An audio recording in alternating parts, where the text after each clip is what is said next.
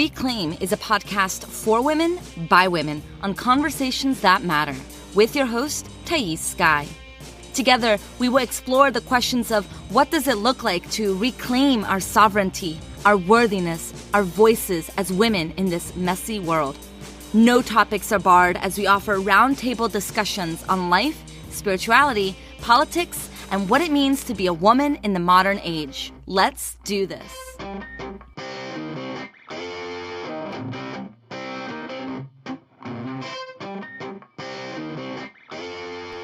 Hello, everybody. Thais Sky here. Welcome to Reclaim, the podcast where we have conversations that matter. I am thrilled that you are tuning in for another episode of the podcast. I have been having some incredible conversations the last few episodes. If you have not listened to them, I highly recommend them. And this episode is obviously no different. I have a very special guest for you all today. Nisha Moodley is in the house. Nisha is a woman who I have admired for a long time. I've followed her business over the past 6 years. I have seen her really grow and be a presence in the world. And it was just such a treat to interview her today. But first, a few announcements. Number one, I'm going to be speaking in 2 different places in the month of March that I want to invite you to. I'm going to be speaking at Ruby Freeman's event in Los Angeles this weekend. That's March 2nd through the 4th. If you are in Los Angeles or if you want to take a quick trip to Los Angeles, I highly invite you to join Ruby's event. She is going to be speaking on thought leadership and how to make greater impact as an entrepreneur. And I'm going to be speaking on Saturday. So if you're listening to this now and you are attending her event, please come say hi to me. I'm going to be there all day, but I'm going to be speaking, I think, at like 4 p.m. And I would love to see you and to say hi to you and give you a big hug. And at the end of the month of March, I'm going to be going to Georgia. I will be speaking at McKenna Held's event. McKenna Held is running a conference called Leadership Recipe Live in Macon. Is it Macon? I think it's Macon, Georgia. It's a small town in Georgia, and she's very, very intentional around why she decided to make this event in a small town in Georgia. But that event is going to be all about how to make an impact with a conversational social justice, how to take up space in a way that is in alignment with not harming and taking up space that is not yours to take up. So that's happening at the end of the month. If you don't have plans yet, I really would love to see you in Georgia. Okay, final thing. I currently have 2 spots open right now for one-on-one coaching. So if you're feeling the call right now to get some one-on-one support around overcoming comparitis, overcoming people-pleasing, and really dropping into who you were born to be so you can take up greater space, so you don't feel overwhelmed by the worthiness wound, so you feel liberated and free to be who you want to be, please reach out. You can learn all of the information about what it looks like to do one-on-one coaching with me on my website using the show note links. And yeah, it's one-on-one coaching is my favorite way of supporting women because that customized support really can mean everything. It can change the game. And I don't know what I would do if I didn't have one-on-one support. I've been working with the same person for 10 years now, and she has been instrumental in my healing. The way I like to see it, even a top surgeon in the world can't perform surgery on themselves. We haven't developed the capacity to be that self-aware yet. So while we are developing that mechanism of being able to support ourselves, let's get the support that we need. Let's be in community. Let's lean on each other. Yeah. So if this feels interesting to you, please go to my website. Okay. So here's what's been on my mind lately. These kids in Florida are giving me life. I mean, are you feeling it? Are you feeling like these kids from Parkland who are standing up against the NRA, standing up against Congress, they're more empowered than I was at that age. And circumstance made them be that empowered, of course. They're deriving a lot of strength from their community and from their grief and their suffering and their loss and the way that they are going against the system to be so goddamn inspiring. And as I've been noticing, how they've been showing up. There's been a lot of conversation too about the kids who no one talks about, the kids who have been fighting for not gun rights. They've been fighting against gun rights, right? They've been fighting for regulation for guns a lot longer than these kids in Florida. And that's the kids in Ferguson, Missouri. That's the Black kids who are standing up for Black Lives Matter, who are asking Congress to do something about gun policy. And we don't really talk about them. And so I just want to take a moment to talk about them, because while what's been happening in Parkland is very inspiring, and I'm not taking away from that in any capacity, I just want to make sure that when we're having this conversation, we're coming into it with clear eyes and a full heart. So here's a tweet that Roxanne Gay shared February 21st. She wrote, "It is interesting to note the difference in support for the kids in Florida versus the kids in Black Lives Matter. I say that with full admiration for the kids in Florida to survive such a trauma and fight for everyone to be safer. But that's also what was happening in Ferguson and beyond." And she's right. Throughout history, kids from all backgrounds have been crucial in the fight for social justice. This is certainly not the first time that young children have stood up, but this is also not the first time that children have stood up as recently as last year and the year before. In 2014, for example, after the police officer shot and killed Michael Brown, an unarmed Black teenager, well, Black kids were there. They were in the protests. Their participation contributed to a huge turning point in the Black Lives Matter movement. Here's another tweet. This one's from Charlene Caruthers. She writes, "Gosh, this is amazing.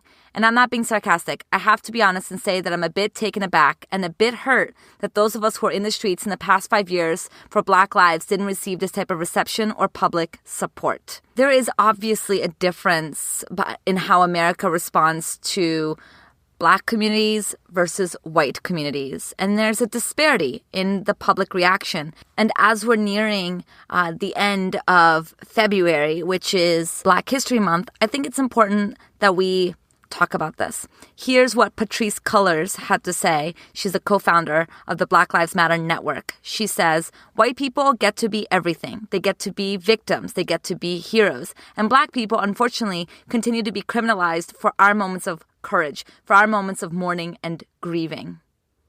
And that often looks like when we go out into the streets, when we protest, when we demand for our lives to matter, we're given heavy police regression. Why don't Black people get to be victims? That's the question we have to ask ourselves, she added. Here's what Lincoln Anthony Blades wrote for Teen Vogue.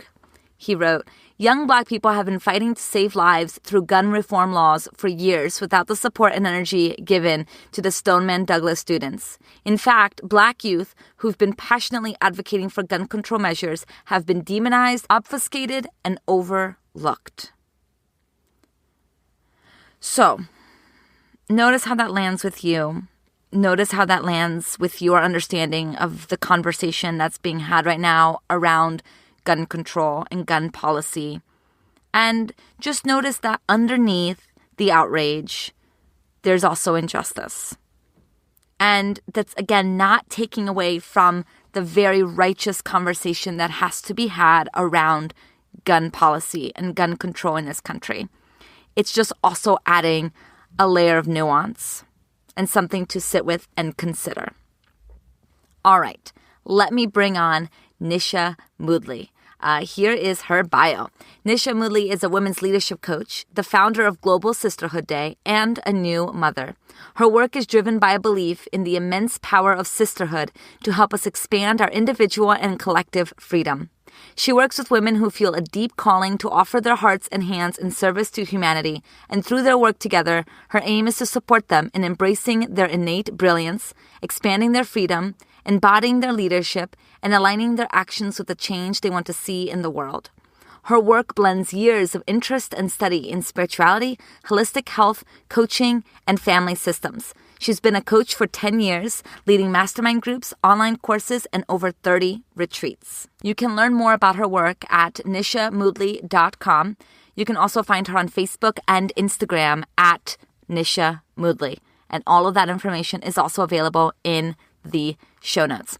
So as you're listening to this conversation about entrepreneurship and money, worthiness, Nisha goes into some pretty deep details about launching and how it was when she first started in her business. I want you to think about one question. Are you all in? Or are you holding back? It doesn't have to be in business. It can be in any area of your life. Where are you holding back from being all in? And why is that?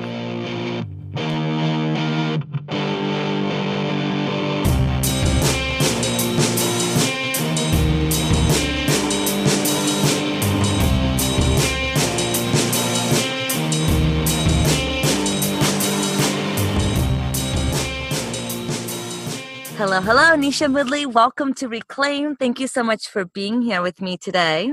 Thank you so much for having me. I feel super honored. I really love your podcast. I've been listening to so many episodes, and to be able to be amongst the people who you're having conversations with actually has me feeling very humbled today. This is something that is kind of fun to admit. So I found you through IIN, and I remember watching, I don't remember what you're talking about, but I remember watching you speak and being like, oh, this is who I want to be. You know, this is at the very beginning of my entrepreneurial journey. I knew nothing about anything. And I think it was maybe a couple years later, I had still continued to follow your work. And I don't know what it was about you or your presence, but you inspired the heck out of me. And so I don't write letters. I don't do like note card places. That's not my thing. But you inspired me to get a note card and to write to you. And I don't remember what my note said, but it was something like just thanking you for your work.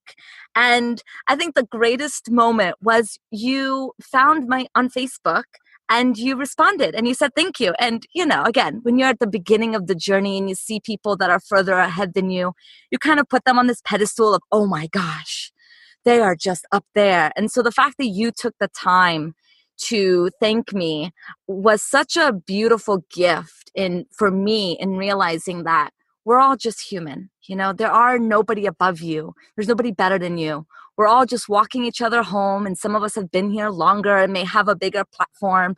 But when we can remember each other's humanity and be grounded in that, that's how we can create real change. So I appreciate you so much for that tiny act of kindness that you displayed to me that day. Oh my gosh. Thank you so much for saying that. I didn't make that connection, and it's really awesome to hear that. And actually as a counterpoint, I want to share that several days ago, I spoke with this woman on the phone, and she said that she had been reading my blog and, sort of engaging with my work for many years. And then she met me at a conference. And she said, when I met you at the conference, there was such a difference between how I experienced you online and how you showed up in person. And I felt really, she said, I felt really like you were not interested in me. I was like, it was so hard to hear that, and much more hard even to acknowledge that right now in front of however many people are going to listen to this. Billions of people. Billions of people. 6.5 billion. The people in North Korea. Exactly. I mean, I really took that in. And so, what you're saying to me, and sort of merging that with what she shared with me, which was sort of the opposite reflection. Like, I reached out to you and you were just not really available for me. Yeah. That was what she said. And just realizing that there is always an opportunity to just slow down with someone and to meet one another in our humanity, and I think especially a responsibility if you're more public figure, whatever that means. I'm no like Angelina Jolie, she's the ultimate. But if somebody is coming and saying, "Oh, I appreciate your work. I love what you're doing," what does it really take to take a moment and say thank you? I'm grateful, or to look them in the eye. And so, thanks for that reflection. And yeah. Yeah, yeah. I think this is one of the many unexpected challenges that we have as leaders is what is our role and responsibility when it comes to really meeting people? Because to what extent is it impossible to be present and to meet each person as they come into our lives? And then at what point is that our responsibility to meet them and to be present with them because we are leaders, because are we have a platform that we can leverage and we have a voice that may be louder because of that. Mm-hmm, mm-hmm. Yeah. And I think it's, what's the best that we can do in each moment, Yeah. genuinely. And, as a new mother, like my best in terms of responding to people has been a lot shittier than my best, 4 years ago or 5 years ago or 2 years ago, even. But also it's like, sometimes I think we can get, I'll speak for myself. Sometimes I can I can start to feel so overwhelmed by all of the inputs, like all of the things coming at me, that everything seems complicated. Like any sort of, it's like, well, I can't do that because I have 100,000 other things where that came from. Yeah. And sometimes I think in that overwhelm, there can be a lot of lost opportunities to just the simple act of thank you, or I received that, or just a moment of eye contact. Yeah. That sometimes the overwhelm and the feeling that, we're being pulled on from a million different directions can pull us out of the present moment and the opportunity in the moment to just offer whatever we can. And then just to add like just another layer of nuance or complication is the online world, especially when we're talking about social justice or something like white privilege, things that are uncomfortable and are trigger people. I've been navigating like what is my responsibility when it comes to curating my feed to make sure that the comments aren't harmful, and then to what extent is that exerting a lot of time and energy that I didn't anticipate to spend right on just this one post or this one dialogue. And how do we do that? How do you navigate? You write something on Facebook, it goes quote unquote viral. People are commenting, some are harmful. You have a responsibility there, but you also have your child that's calling your attention and you have responsibility there. And you also have the work that you've been, committed to doing today. It's like, these are things that I don't think many people talk about, but this is real grounded leadership or navigating these things. Mm-hmm. Yeah. I have no answers around that. I am very much in the question too, because, one of the other things is I've played with, okay, maybe I shouldn't post anything if I'm not fully available to respond. Right. But like, who even knows what that's going to look like? If something goes legitimately viral, you could be responding to the same thing for weeks. Yeah. The one comment thread that explodes all over the internet or something. And that's unlikely, obviously, but to feel like, okay, am I fully prepared to respond? At the same time, sometimes something is moving through real time and it's alive in that moment. And there's like passion and energy and inspiration behind it, and trying to like bottle it up and package it and save it for later so that you can sort of regurgitate something that you felt before, but aren't necessary. It might not even feel alive in that moment, or it just gets lost in amongst the other things to do. And it's a contribution to a larger conversation that then doesn't ever get contributed. Yeah. So, well, I forgot to mention, like, I'm speaking to a celebrity because you're best friends with Ashton Kutcher now, right? Yeah, it was so that there was a post that I did this year, and of course it was like something that I spent a whopping like 2.5 minutes thinking about. It wasn't like this really well thought out post. It was just like, oh, I had this thought, basically that, one of the things that we've done with my son is that we always ask him before we can pick him up. We're not perfect at it. I shouldn't say always, but 9 times out of 10, we'll be like, can I pick you up, buddy? Or like, I pick you up. Like we check in with him first. And, part of it is to start him now, he's 1 year old, a conversation around consent. I'm very aware that, I don't know that he's a he actually, because he hasn't told me yet.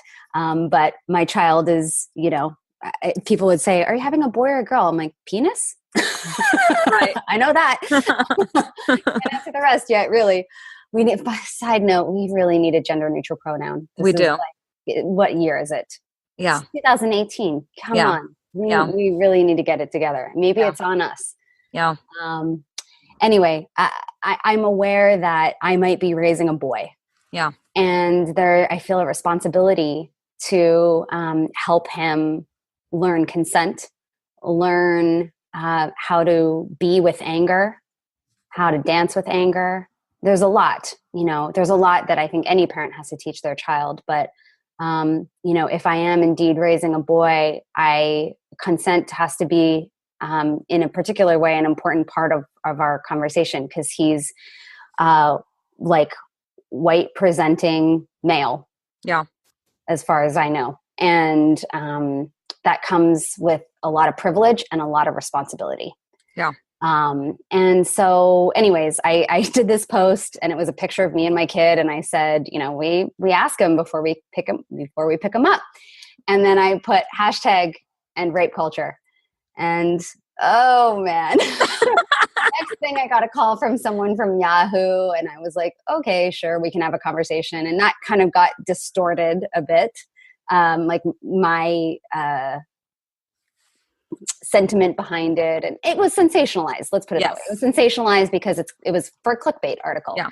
And then that just spread across the internet, for better or for worse. And it was when I got a text message from a former client of mine, and she said, I just heard Sean Hannity say your name. And I was like, oh, fucking great. Oh my gosh, I didn't realize it got to that level.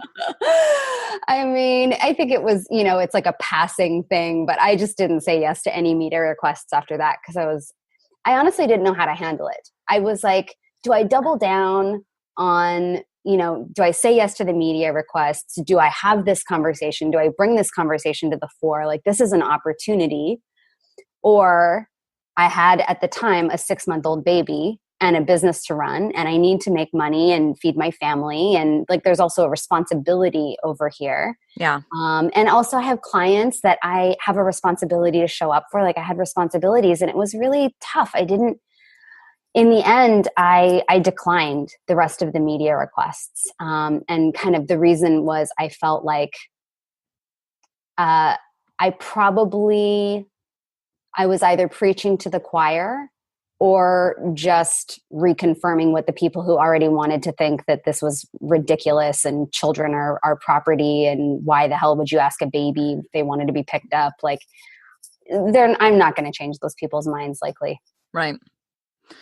Yeah, it's interesting. Again, these are, I think, thoughts on leadership and business ownership that we have to navigate. That's very challenging, and no one has the answer. And I know that you have a lot of conversations around this idea of soul of leadership. And I feel like that can give, a little bit of a framework for how to address these thoughts. And so I would love for you to share a little bit of what is soul of leadership and what does that look like manifested?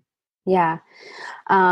So I've been working with a wonderful mentor teacher of mine for a few years now. Her name is Hiro Boga. For anyone who doesn't know her, she's just a wonderful, wonderful human. Hiro, Hiro, Boga, Boga. And I really felt like there was this new offering that was wanting to come through. Like, I just really felt for a couple of years, like very pregnant with an idea that wasn't fully formed yet, but I could feel it, like something was coming. And finally I started to feel like, okay, it's a leadership program, but it's not like negotiation 101 and sales 101.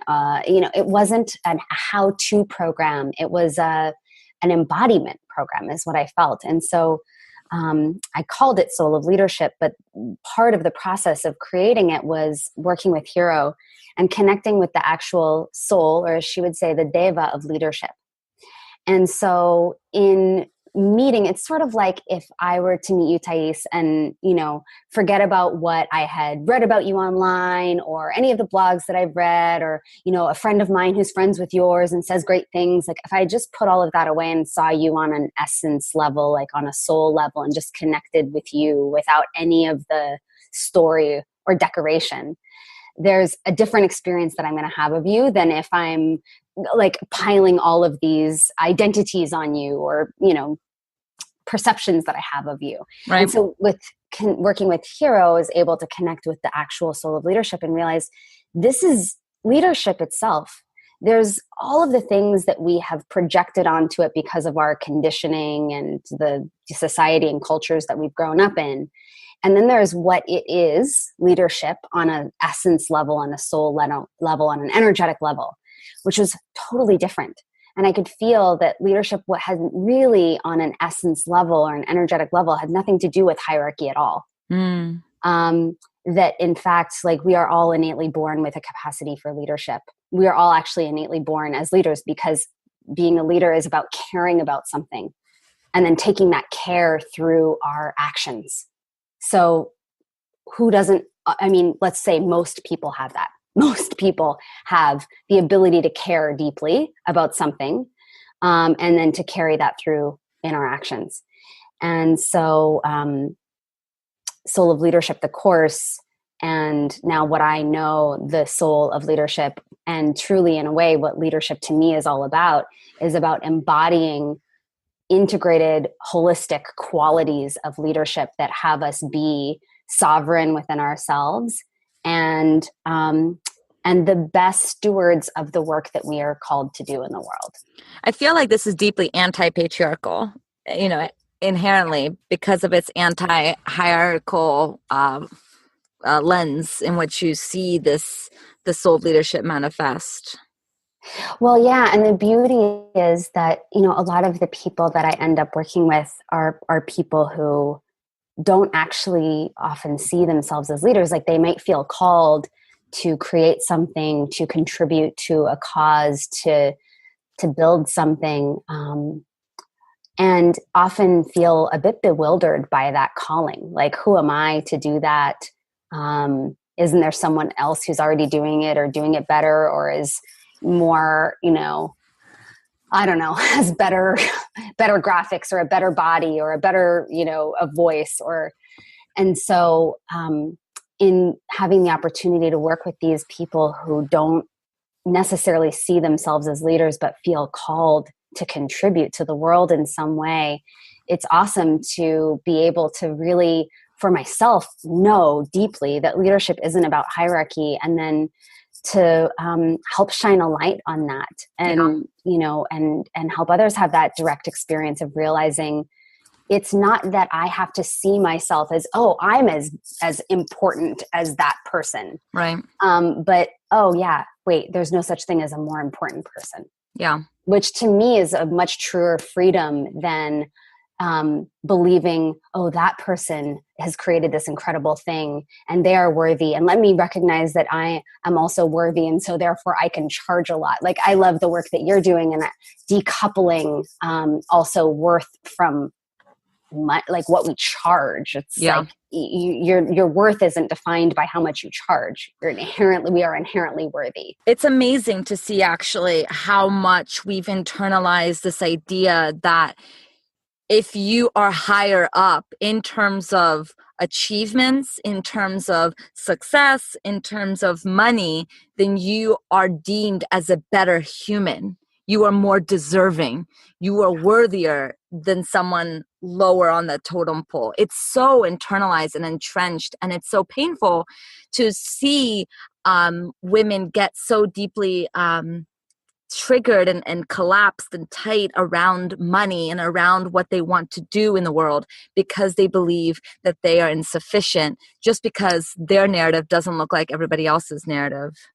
Totally. And we've been conditioned to, and therefore naturally do see people who are quote unquote higher up, who hold more power over others, which is different than sovereign power, which is inherent to us as beings, but who hold more power over others as people who are inherently more valuable or worthy people. But also, and it's totally connected, we have this really, really troublesome storyline that says, if you are making more money, you must experience yourself as more worthy. And how did we get there? How did we get there? This is something that I'm untangling in my clients almost every single day, and it's so mind-blowing how pervasive this belief system is. Well, it's been peddled, Yeah. and it's, we have right now spirituality and capitalism and patriarchal values, if you can call them that, totally intermingled and tangled up. Yeah. And so people see spirituality as that is actually capitalism in a spiritual cloak. Yeah. Yeah. With like a spiritual bow on it, let's say. Yeah. It's like it's got the decorations of what I would call them like spiritual decor. Yeah. But it isn't actually rooted in what I experience as spiritual truths being sold as spiritual truths.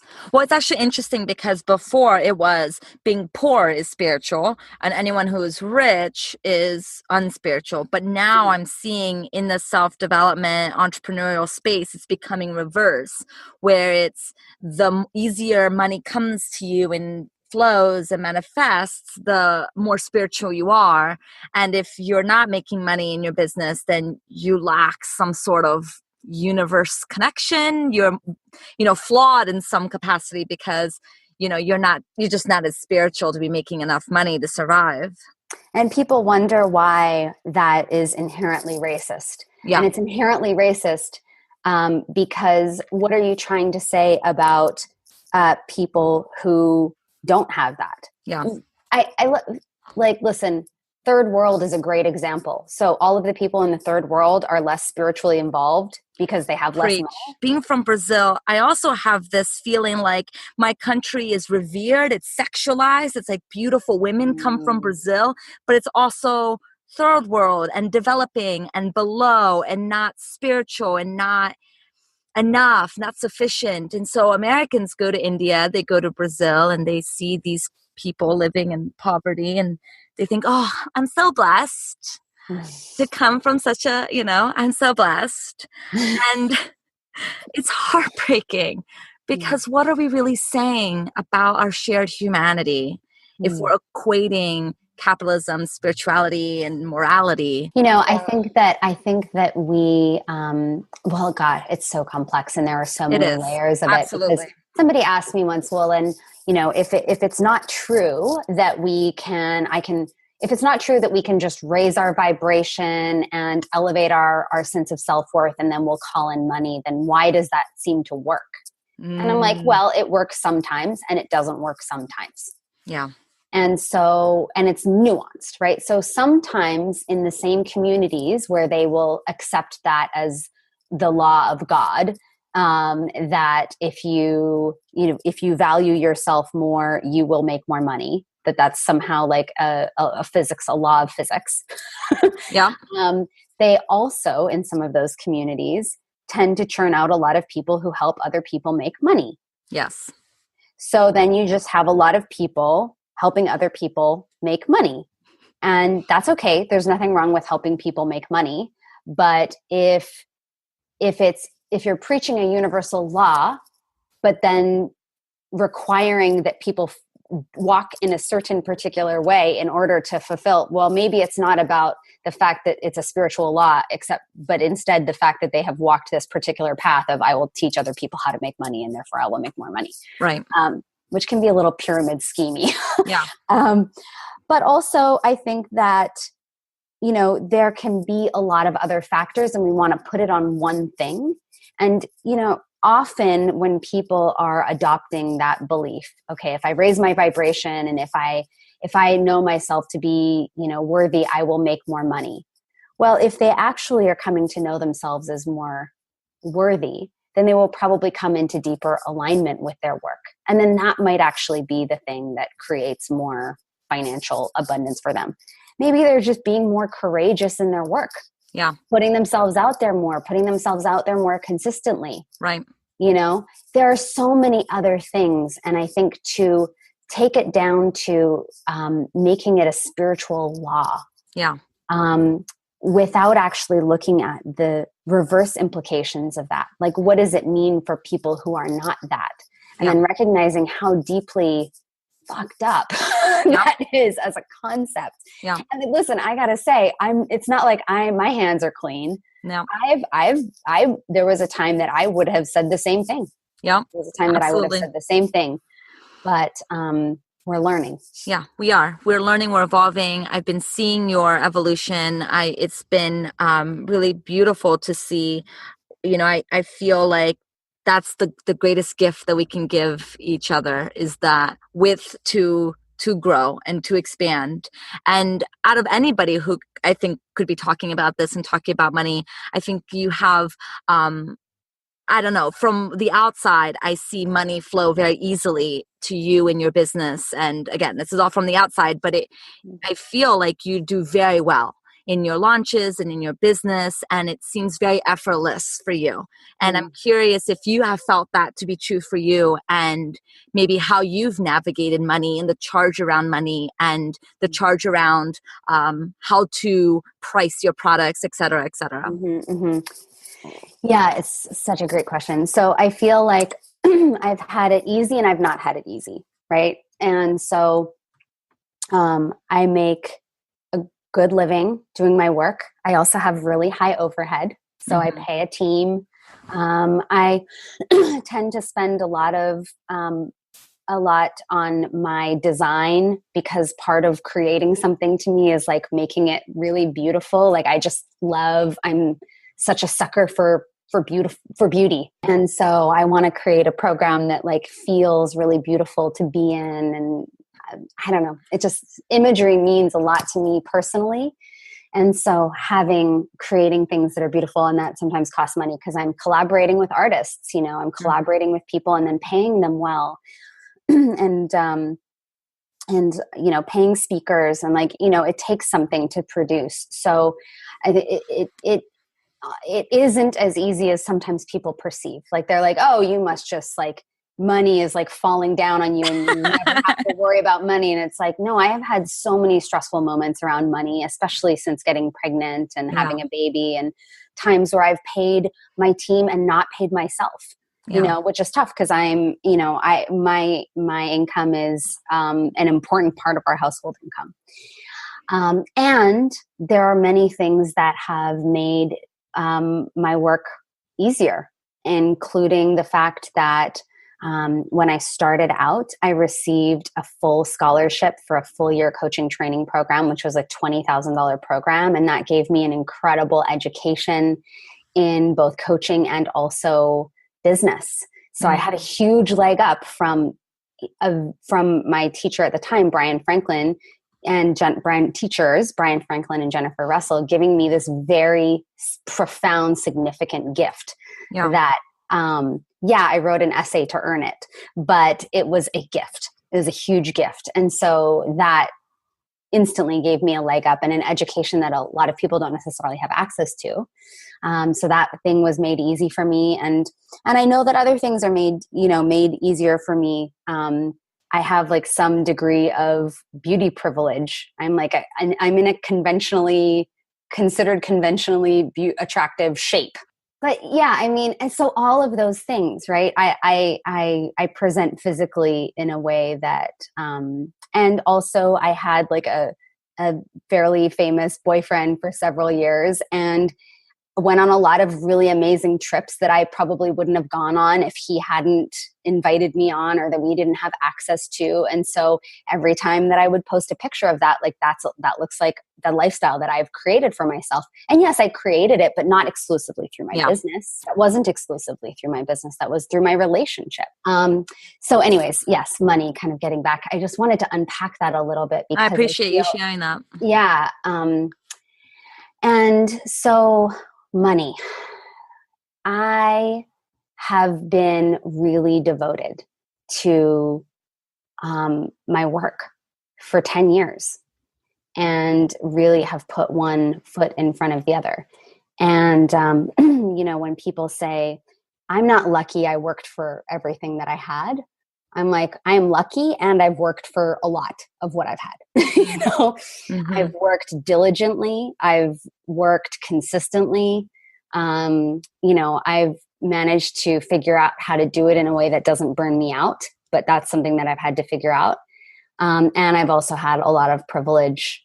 I have a lot of privilege, and that has benefited me along the way as well. And so with money, I think that, I grew up with not much. Both of my parents worked. They were divorced, and, I grew up kind of lower middle class, moving into sort of middle class as a kid. And so I've had a lot of personal work to do around money and my relationship with money. And, where I am at this time is I'm really clear about the difference that I want my work to make. And I'm clear about how much I need to be bringing into my family to feel comfortable. It doesn't have to be, I'm not like a high luxury person in the conventional high luxury forms. Like, I don't have any desire to have a private jet. That seems like really taxing on the environment and expensive. I don't like really expensive fancy shoes. I prefer like vintage things. But I also love beautiful things, and I love beautiful, healthy food. And I know how much I need to bring into my family for us to not be anxious and to be comfortable. And I know the impact that I want to make. And I'm not willing to sacrifice the impact for more money. I know that. So if there's a time where, and there have been many times in the 10 years that I've run my business, where in order to make the impact I want to make, I haven't been able to pay myself sufficiently, then I realize that something has to change about how I'm doing my work so that I can keep doing work that feels aligned and true to me. And I feel very, very lucky in that I have the convenient problem that when I create things that don't feel really aligned for me, and when I say aligned, what I mean is like they're not coming from my deepest heart. Let's put it that way. So if I do something that doesn't feel good for the money. Yeah. Or if I rush to create something and I've put it together sort of haphazardly, it doesn't work. Nobody signs up. So it's a great problem to have, because I've just learned if something doesn't in my gut feel right and true, if I have to convince myself to do it, if promoting it feels very convincing to myself and therefore to others, that it's just not going to work. So I just don't do it. And it helps me stay honest with myself and with what I'm creating. And then the other piece is just, you asked about like knowing how to price things.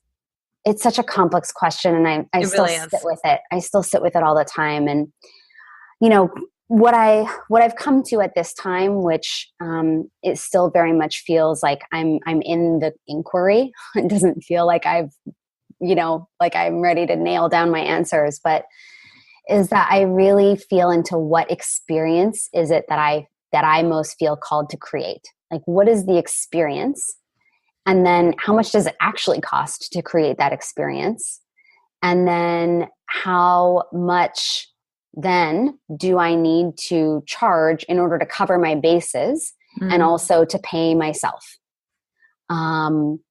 And so for some of my offerings, that's a significant amount of money, because the thing that I feel called to create is this intimate, i.e. small, long-term, super immersive experience that is like hundreds and hundreds and hundreds of hours of my time and my team's time, and beautiful retreats with beautiful food. And it's this truly immersive experience. And I've been doing that for many years and have seen like what comes out of it. And I feel called to do an aspect of my work in that way. Well, that costs a lot of money to produce, actually. Then I also have other things that cost significantly less to produce and are more scalable. I can serve more people in that way. And because I also do feel called to create things like that, those can be a lot less money. And so I've played with things like this year I did a scholarship for Soul of Leadership, which was great. And we were able to give 20 spots for free into the program, and then some partial scholarships as well. So yeah, it's something that I continue to play with. I'm so curious how you've been thinking of it too. Yeah, I think the most important thing for me has been unpacking what I've been taught money is supposed to do, like what it's supposed to fulfill in my life and Mm-hmm. what it actually serves in my life, Mm-hmm. i.e., money and worthiness are not, it's like comparing apples to oranges. They are not supposed to be intricately linked. So wherever I find them linked, that's where my energy lies, right? So my work has been, how can I remove the charge around money as much as possible? And it's been a really interesting experience because, like we talked about earlier, capitalism and spirituality is so deeply entrenched in our mindset and in our work and in the spiritual community. And something that I know a lot of people who are wanting to make impact, wanting to put their work out in the world, they're like ready to start moving in the direction of putting their work out into the world. I know that one of the things that limits them is the fear of no one signing up or the fear of no one giving a shit about their work. Mm-hmm. And I'm curious, I would love to know actually, your first experiences, your first launches, your first retreats, did you ever have to cancel a launch in the middle of it because no one was signing up? Or, do you have a way that you hold faith till the very end? These things Yeah. are things that no one really talks about. And since you've been in the business for so long, your perspective is really, really unique. Yeah. Well, first of all, I still sometimes have things that I cancel because Mm, people aren't signing up. And it's been 10 years and my yeah. business is thriving and doing really well. So I also want to say, like, I feel like when we sign up for the long game of building a business or, heeding whatever calling, it's a long game. And it Yeah. doesn't mean you can never get out.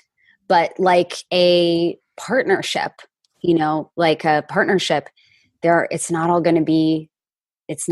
going to be easy, like an upward trajectory floating on a cloud. So yeah, early on, I started my coaching business really just focusing on one-on-one. And the great thing about that for me was that there's very low overhead with Mm, one-on-one. I have to show up. And there might be a little bit of overhead associated with that, but wasn't really much. And I could get the experience working with people individually. And if one person said no, I would just go find more people to talk to. And I did a lot of workshops and stuff to sort of get myself in front of people. And at that time, I don't even think I heard the word webinar in the first year of running my business. I think it was a few years in. But I did a lot of in-person workshops, which I still recommend to people often, like get in front of people live. absolutely. Yeah. And that was a really solid foundation for me building my business. But really like the first time I led a retreat, I thought, okay, this is easy. We want to go to Costa Rica. We're going to sell 20 people in. It seemed Easy like a really peasy. good deal. Easy, 20 people. That's no big deal. And I didn't really have a mailing list. I had like a really small mailing list, but I just thought this was going to be so easy. Who doesn't want to go to Costa Rica? This is going to be awesome. And it was like pulling teeth. It was so hard to fill that retreat. It was like selling the first 3 spots was not that hard. Every other person after that was like crawling uphill, like only with my nails. And so I was, partnered on that retreat with my friend Paula. And I think in the end, we ended up having 10 people or 12 people. And we got to Costa Rica and really had like mismanaged our money and didn't really know our numbers. And we got to Costa Rica and realized that we didn't have enough to pay for the food on the retreat. Oof. And so, and the thing to know about me and Paula is that it wasn't like we had, like people that we could really lean on to help us with this. So I called my mom and I was like, I don't know. I don't even know if you have the money. Like, I don't know what to do. I was crying. I'm like, these people are showing up today and we don't have the money to pay for their food for the week. And my mom was like, okay, I'm going to bail you out, but you got to pay me back. It was $2,000. I remember it was $2,300. And my mom was like, I'm going to wire you the money. And she goes, but you have to pay me back. And then you need to figure out how you're going to do this in a more sustainable way in the future. Cause I'm not doing this again. I can't do this again. I was like, thank you. So thanking my lucky stars, we pulled that retreat off and realized two things. Number one, I loved working in that way. Like the work itself. Awesome. Number two, totally unsustainable the way that we did it. And the fundamental thing was we didn't know our numbers. Yeah. And so now the big thing for me is I get really, really, really granular level clarity around my numbers. Yeah. So if I'm leading a retreat, I need to know like how many people do I need to get into this retreat in order to break even? What is the date that I have to pay a deposit by? What is the date that deposit is non-refundable? What is the date that if I cross that date, they're going to require us to pay in full, whether or not we have anybody coming or not, so that I can actually make refund policies and make my decisions based on all of those things, so that if I have to actually pull the plug on it, I know when to do that. So all of a sudden I don't get billed $20,000, $30,000 for a retreat that I don't run or that I run, but still owe them an extra $20,000, $30,000. Cause I just can't do that. I can't go 30,000 into the hole, just because. And so I do that with other things as well. Figure out the numbers and get really clear on my numbers. And I will say that for things that will cost me time to run, but not necessarily more money. So for example, if I were to create a course, like a group program or an online course or something, and I'm going to run people through it, and whether I have one person or 10 people, it's not going to cost me more money. It's just my time. I will often in those cases just make the decision that I'm going to see it through, and I'm going to see it through to the end. Period. Yeah. And when that happens, because I find that putting ourselves out in the world, like you put yourself out and then all sorts of stuff. And actually it comes before we put ourselves out, before we press, publish on the blog post, before we step on the stage, there's a lot that can come up for us. But often what I've found is that even still after 10 years, I'll put something out in the world. And if it's not going exactly how I want it to go, which happens a lot,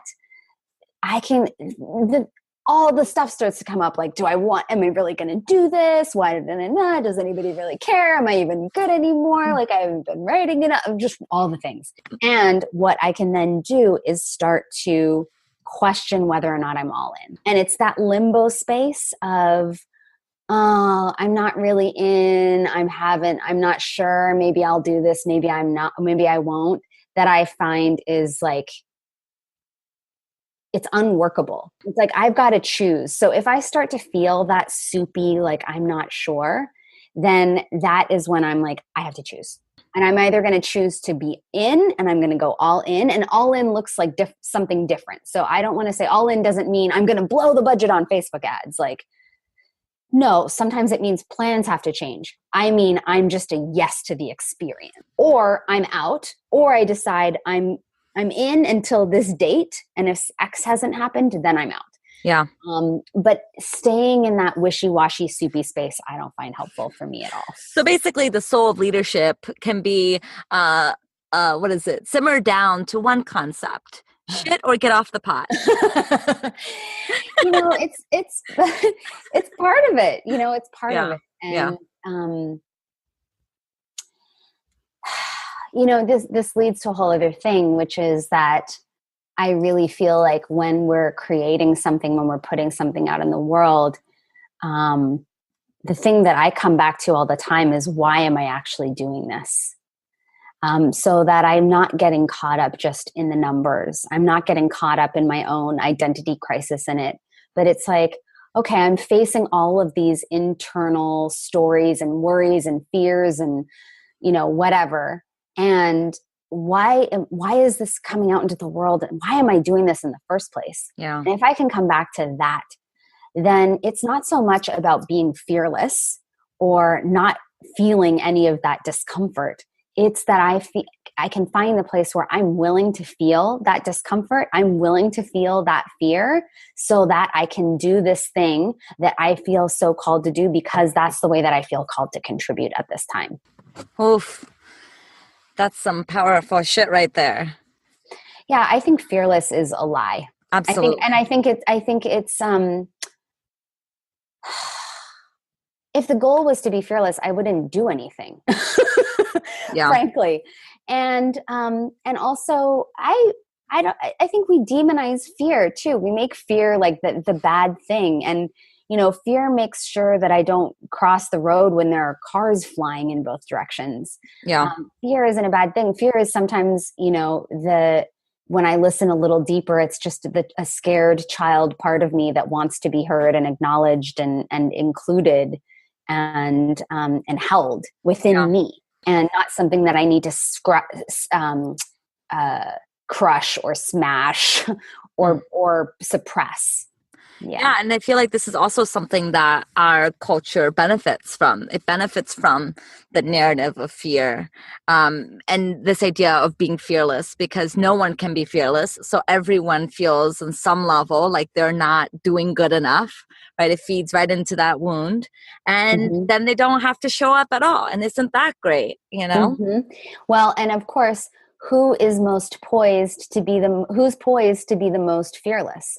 Those with the most privilege. Yeah. Because they feel, generally speaking, the least threatened.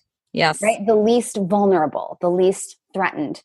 And so then we end up having dominant voices remain dominant voices, and the rest of us are quiet because we're not fearless yet. Yeah. Yeah. What's that phrase? I wish I was as confident as a white man, as a mediocre white man or something. Oh, it's a funny world that we live in, for sure. Oh my gosh, the times. Any final thoughts? Anything else that you want to make sure that our listeners get to hear from you before we wrap up? Oh my gosh. Yeah, I mean, whenever I haven't talked about this thing in a conversation or in an interview, I feel like, oh my gosh, I didn't talk about the thing, which is we need each other. And I think I know that there is incredible power in locating ourselves in community with other people who can actually meet us in the depth of our truth, whatever that may be. And, whether someone is starting a business or, having a child or writing a book or whatever. I mean, being a human, if you're busy being a human, like to actually consciously cultivate and locate ourselves inside of community. Yeah. I think it's really what we need more than anything right now. And, one thing that I want to say about it is that I think there's like what's natural and then there's what's in our nature. And so a lot of people are like, well, but I just love spending a lot of time alone. Like it doesn't feel natural for me to talk about my feelings. It doesn't feel natural for me to reach out when I'm sad. And at the same time, I think it can, the analogy I like to use is like, it also can sometimes feel very natural to eat sugar all the time. But that is like eating sugar all the time is like part of we've kind of been like, we condition ourselves into that, or we've been conditioned into it by eating a lot of sugar. And it's not necessarily in our nature to be eating processed sugar all the time. Yeah. Right. And so we have to sometimes go against what feels natural so that we can actually anchor into what is in our true nature, like the most healthy thing for us.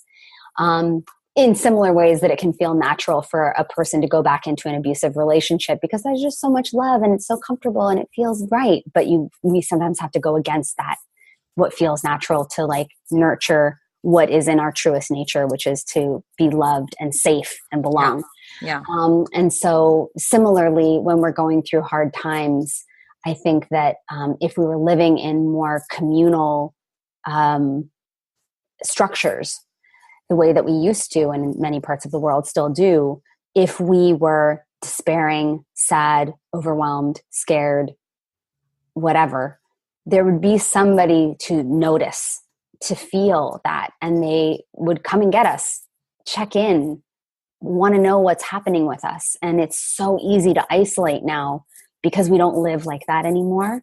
And a practice that I've taken on in the last several years that has been really profound for me is in those times where I feel pulled to isolate, like that's what feels natural, is actually going against that draw of what feels natural to do what's more in my nature, which is I'm a human being, I'm a communal creature, to actually reach out to that circle of friends or that person who I am so deeply connected to actually share what's going on. And so I just always love to encourage everyone and remind myself too that we really need one another. And yeah, we do. And for anyone who doesn't feel a sense of community, there are so many ways to go about cultivating that. But I think first, just knowing and really getting in our hearts what the value of it would be, so that we can start looking for that and creating it with intention. Sisterhood is key. Yeah. I love that. Thank you so much for sharing that and for coming out to this podcast and for getting real and vulnerable with us. I mean, I know just who you are, and I appreciate you bringing your whole self into this conversation, Nisha. Thank you so much. Thanks, Thais. Thank you so much for the invitation.